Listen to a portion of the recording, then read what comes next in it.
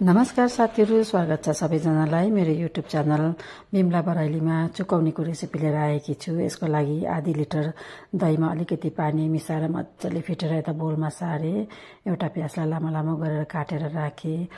हरियो पत्ता धनियाँलाई मसिनो काटेर राखे। नुन स्वाद अनुसार, खुर्सानीको धुलो, अलिकति मरिचको धुलो, भुटेको जिरा पाउडर, भुटेको कालो तोरीको पाउडर, दुईटा आलुलाई उसिनेर मसिनो गरेर काटेर राखे। अनि तेलमा चाहिँ अलिकति मेथी, सुक्खा खुर्सानी र हर्दी मिसाएर खुर्याएर राखे र मजाले फिटे। यो छिटो, सजिलो अनि स्वादिलो रेसिपी हजुरले यसरी नै बनाएर खान सक्नुहुन्छ। अनि मेरो भिडियो मन परेमा लाइक, कमेन्ट, शेयर र सब्स्क्राइब पनि गरिदिनुहोस्। हवस्, धन्यवाद।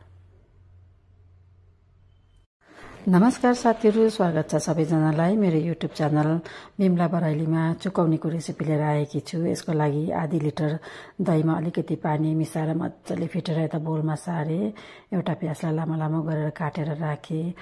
हरियो पत्ता धनियाँलाई मसिनो काटेर राखे। नुन स्वाद अनुसार, खुर्सानीको धुलो, अलिकति मरिचको धुलो, भुटेको जिरा पाउडर, भुटेको कालो तोरीको पाउडर, दुईटा आलुलाई उसिनेर मसिनो गरेर काटेर राखे।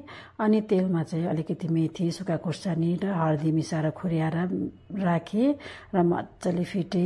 यो छिटो, सजिलो अनि स्वादिलो रेसिपी हजुरले यसरी नै बनाएर खान सक्नुहुन्छ। अनि मेरो भिडियो मन परेमा लाइक, कमेन्ट, शेयर र सब्स्क्राइब पनि गरिदिनुहोस्। हवस्, धन्यवाद।